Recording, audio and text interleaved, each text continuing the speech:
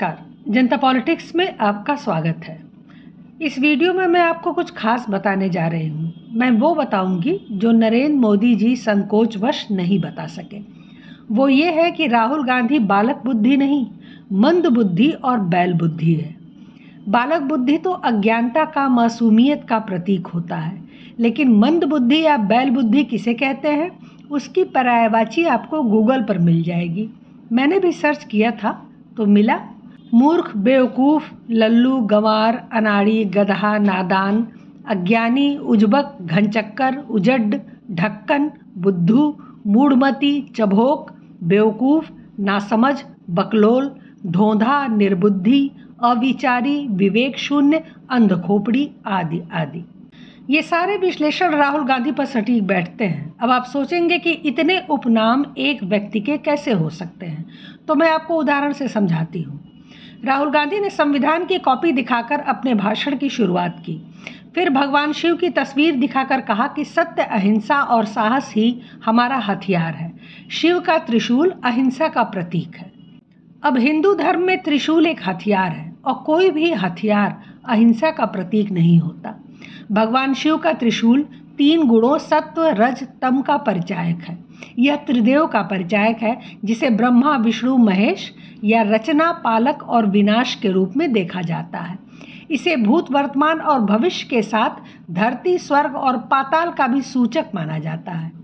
त्रिशूल अधिकांश हिंदू देवी देवताओं के हाथ में दिखता है, विशेषकर माँ दुर्गा के हाथों में शोभा पाता है।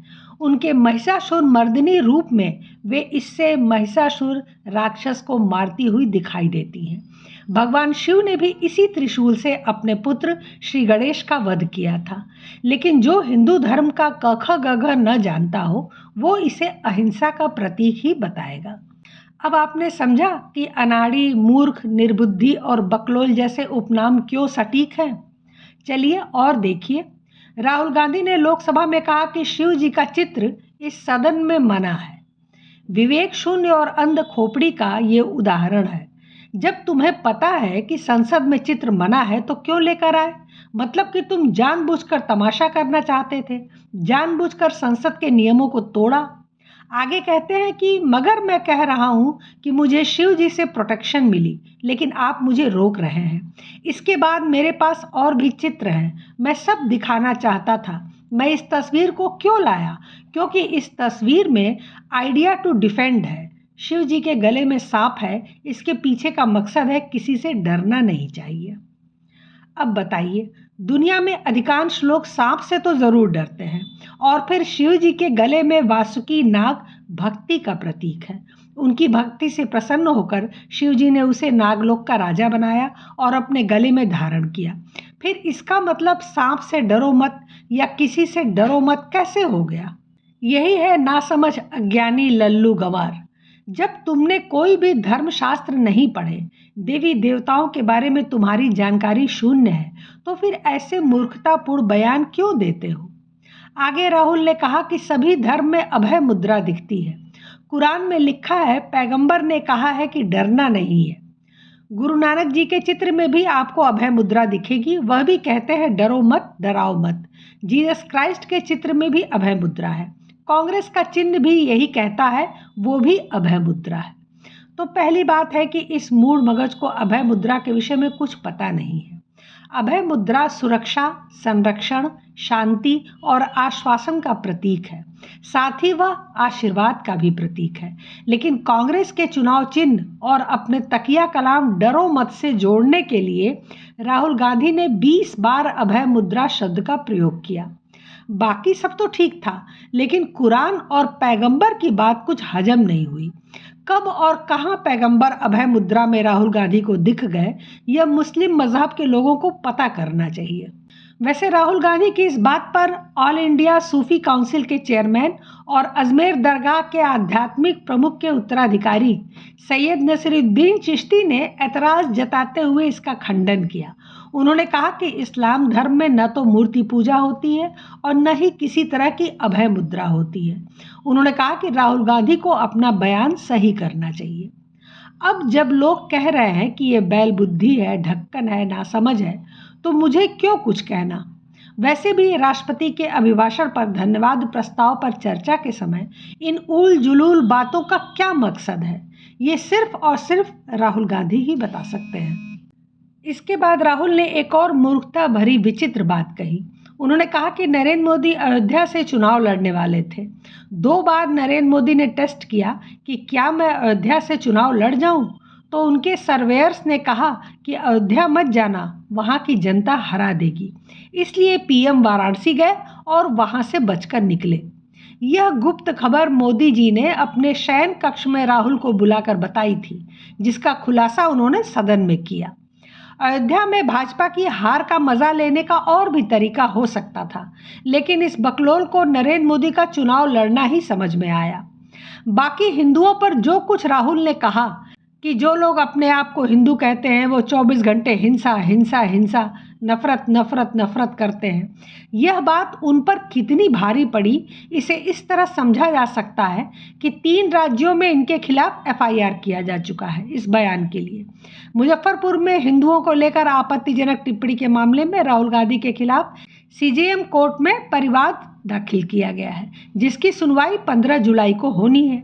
वहीं एक बीजेपी नेता कल्लू सिंह द्वारा बिहार की राजधानी पटना के गांधी मैदान थाना में राहुल गांधी के खिलाफ एफआईआर दर्ज कराई गई है। कल्लू सिंह का कहना है कि सनातन धर्म को मानने वाले नागरिक की आस्था को ठेस पहुंचा है, इसलिए राहुल गांधी की सदस्यता रद्द करके उनके ऊपर मुकदमा चलाया जाए। इस मामले में बीजेपी सांसद बांसुरी स्वराज ने लोकसभा अध्यक्ष ओम बिरला को चिट्ठी लिखी है कि मैं राष्ट्रपति के अभिभाषण पर धन्यवाद प्रस्ताव पर चर्चा करते हुए कल लोकसभा में नेता प्रतिपक्ष राहुल गांधी के भाषण में उनकी गलतियों और असंगतियों की ओर आपका ध्यान दिलाना चाहती हूं। उन्होंने नियम 115(1) का उल्लंघन किया है। मैं आपसे मांग करती हूं कि आप राहुल गांधी द्वारा जानबूझकर की गई गलतियों का संज्ञान लें और आवश्यक कार्रवाई करें।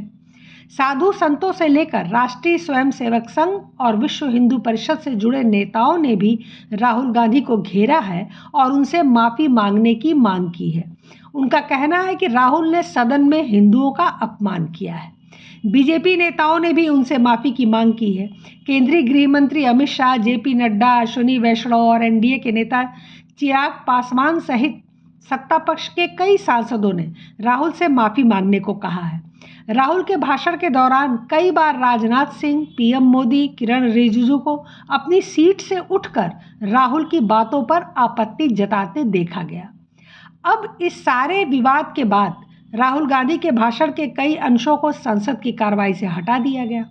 लोकसभा स्पीकर ने उनके पूरे भाषण में 14 कट लगाए हैं, यानी आसान भाषा में कहें तो उनके भाषण के इन 14 पॉइंट को संसद के रिकॉर्ड से निकाल दिया गया। सोचिए, ये विपक्ष का नेता है जिसे भाषण देने की भी तमीज़ नहीं है, वो क्या नेता बनेगा। ऐसा नहीं है कि पहली बार हटाया गया है, इसके पहले भी फरवरी 2023 में बजट सत्र के दौरान भी राहुल गांधी के भाषण का कुछ अंश रिकॉर्ड से हटाना पड़ा था। मतलब ये बेहद गैर जिम्मेदार व्यक्ति है और कभी संसद की कार्रवाई को गंभीरता से नहीं लेता। ये किसी भी सांसद के लिए शर्म की बात है कि उसके भाषण पर बार बार कैंची चलानी पड़े, लेकिन निर्लज्ज लोगों को लज्जा कैसी। अब राहुल स्पीकर की कार्रवाई का विरोध करते हुए बिलबिला रहे हैं कि नियमों के तहत यह कार्रवाई नहीं हुई है। मोदी जी की दुनिया में सच्चाई मिटाई जा सकती है, हकीकत में सच को नहीं मिटाया जा सकता है। बाद में उन्होंने लोकसभा स्पीकर को चिट्ठी लिखी, जिसमें उन्होंने बयान के अंश हटाना संसदीय लोकतंत्र के सिद्धांतों के खिलाफ बताया। साथ ही इन्हें रीस्टोर किए जाने की मांग भी की। उन्होंने कहा कि मैं यह कहने के लिए मजबूर हूं कि हटाए गए अंश नियम 380 के दायरे में नहीं आते। मैं सदन में जो कहना चाहता था वह जमीनी हकीकत और फैक्ट्स पर आधारित था। मतलब हिंदू हिंसा करते हैं और भगवान शंकर का त्रिशूल अहिंसक है, यह सब कुछ फैक्ट पर आधारित था। इस मूढ़ मगज को इतना नहीं पता कि संसद में कुछ पढ़े लिखे समझदार लोग भी बैठते हैं, उन्हें पता होता है कि फैक्ट क्या है और क्या नहीं।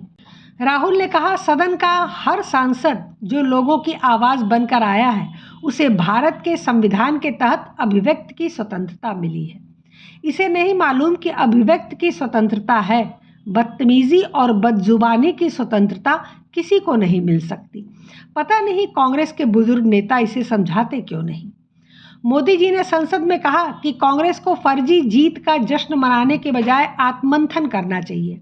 उन्होंने राहुल के व्यवहार को संसदीय लोकतंत्र के लिए खतरा भी बताया। मोदी जी ने कहा कि इसे बालक बुद्धि मानकर नज़रअंदाज नहीं करना चाहिए। बिल्कुल सही कहा। ये टूल किट गैंग का प्रोपेगेंडा है, इसे कतई नज़रअंदाज नहीं किया जाना चाहिए। इस पर कठोर कार्रवाई होनी चाहिए और जनता को भी बताना चाहिए कि ये बैल बुद्धि अगर गलती से सत्ता में आ गया तो देश का सर्वनाश कर देगा, क्योंकि ये विदेशी ताकतों के हाथों का खिलौना है जो भारत के विरोध में दिन रात जुटे हैं। सेना पर उंगली उठाकर राहुल ने अपनी ही नहीं पूरी पार्टी की बेइज्जती कराई है, क्योंकि सेना ने खुद इसके झूठ का पर्दाफाश कर दिया। अग्निवीर योजना सही है या गलत वो चर्चा का विषय हो सकता है, लेकिन देश के युवाओं को भड़काना कि वो सेना में न जाए, वहाँ कुछ नहीं मिलता, यह एक षड्यंत्र है देश के खिलाफ। इसके लिए राहुल गांधी पर अलग से एक्शन लिया जाना चाहिए। नमस्कार। संसद में अपने भाषण में मैंने कहा सत्य की रक्षा हर धर्म का फाउंडेशन है। जवाब में राजनाथ सिंह जी ने शिव जी के फोटो के सामने पूरे हिंदुस्तान को, देश की सेना को और अग्निवीरों को कॉम्पनसेशन के बारे में झूठ बोला। मैंने अपने भाषण में कहा था मेरी बात मत सुनिए, उनकी बात भी मत सुनिए, अग्निवीर के परिवारों की बात सुनिए। कोई सहूलत नहीं मिली ना सेंट्रल गवर्नमेंट, पंजाब सरकार ने दी हमें, चलो जो भी है बनता हक, तो सेंट्रल गवर्नमेंट ने कुछ नहीं दिया हमें। बोलते आएंगे पैसे, इलेक्शन आ रहा है, वो आ रहा है, ना जाने कब आएगा। शहीद अजय सिंह जी के पिता ने मेरे और रक्षा मंत्री के भाषण सुनने के बाद ये बयान दिया है। जो राजनाथ ने कल बयान दिता कि 1 करोड़ रुपए का शहीद परिवार को भेज चुके हैं, सानू कोई मैसेज नहीं, ना कोई पैसा आया हाल तक जी। राहुल गांधी बहुत आवाज उठा रहा, सदन दे बैठा दामा कर रहा भी शहीदों के परिवारों को इन्होंने बनती जो सहूलत मिलनी चाहिए, अग्निवीर योजना बंद होनी चाहिए, रेगुलर भर्ती होनी चाहिए। रक्षा मंत्री जी ने संसद में शहीद अजय सिंह जी के परिवार से, अग्निवीरों से, सेना से और देश के युवाओं से झूठ बोला है। रक्षा मंत्री जी, आप इन सब से माफी मांगिए, डरो मत, डराओ मत। दरअसल समस्या उन्हें अग्निवीर के वेतन, मुआवजे, कैरियर को लेकर नहीं है। असली समस्या उन्हें उस वक्त को लेकर है जब हर शहर में 1000-2000 अग्निवीर होने लगेंगे। उन्हें अपनी भविष्य की प्लानिंग पता है, इसलिए उन्हें यह समझ में आ गया है कि ये उन्हीं के इलाज का प्रबंध है, इसीलिए इतनी समस्या हो रही है इस योजना से। राहुल गांधी प्रधानमंत्रियों के घर में पैदा हुए हैं, इनको पता है कि कैसे झूठ और अफवाह फैलाई जाती है। सेना ने बताया कि 98.39 लाख रुपए का भुगतान हुआ है। अग्निवीर योजना के प्रावधानों के तहत लगभग 67 लाख रुपए और मिलेंगे। इसके बाद कुल राशि लगभग 1 करोड़ 65 लाख रुपए की हो जाएगी। लेकिन तब तक राहुल गांधी अफवाह फैलाकर सेना का मनोबल तोड़ने में कोई कसर भला क्यों छोड़े। लेकिन अब ये सारे सबूत सामने हैं। पूरे बैंक और उस सैनिक के परिवार का अकाउंट सामने आ चुका है। सवाल यह है कि शहीद के परिवार के नाम पर राजनीति कौन कर रहा है? क्या राजनीति के लिए शहीद के परिवार से गलत बयान दिलवाया गया? शहीद के परिवार से झूठ क्यों बुलवाया गया और किस दबाव में कांग्रेस ने ऐसा किया? ये बहुत बड़ा षड्यंत्र है कांग्रेस का। मोदी सरकार को बदनाम करने की बात तो छोटी है, इनका मकसद इस देश की सेना को तोड़ने का है और ये देशद्रोह और विश्वासघात है। ये बैल बुद्धि देश तोड़ने की मंशा रखने वाला आदमी हजारों करोड़ रुपए की हेराफेरी के मामले में जमानत पर है। ओबीसी पर टिप्पणी के मामले में सजा पा चुका है। सुप्रीम कोर्ट के आदेश पर टिप्पणी को लेकर माफी मांग चुका है। इस पर वीर सावरकर के अपमान का मुकदमा है। इस पर देश की सबसे बड़ी पार्टी के अध्यक्ष को हत्यारा कहने का मुकदमा है। इस पर कई अदालतों में झूठ बोलने के केस हैं। इसकी सांसदी भी छीनी जा चुकी है। इतने अपराधों के बाद ये हमारे देश का घटिया संविधान है जो इसे नेता प्रतिपक्ष बनने से नहीं रोक पाता, वरना इनकी जगह तो जेल में होनी चाहिए। मोदी जी ने कहा है कि इनकी सच्चाई पूरा देश समझ गया है, इसलिए देश इनसे कह रहा है कि तुमसे नहीं हो पाएगा। बिल्कुल यही सच है। राहुल गांधी से नहीं हो पाएगा। यह पप्पू और बैल बुद्धि ही रहेगा। गांधी परिवार का वारिस होने के सिवा कहने के लिए इनके पास कोई उपलब्धि नहीं है, और जिस परिवार में पैदा होने को ये उपलब्धि समझते हैं उसे हम लोग दुर्भाग्य समझते हैं। इतिहास गवाह है कि गांधी परिवार ने इस देश को सिर्फ और सिर्फ बर्बाद किया है। फिर भी कुछ लोगों को समझ में नहीं आता है इनका सच। क्या कीजिएगा, समझ समझ का फेर है। फिलहाल आज के लिए बस इतना ही। हमारे चैनल को सब्सक्राइब करें, लाइक करें और शेयर करें। अपने विचार हमें कमेंट बॉक्स में ज़रूर बताएं। धन्यवाद, नमस्कार।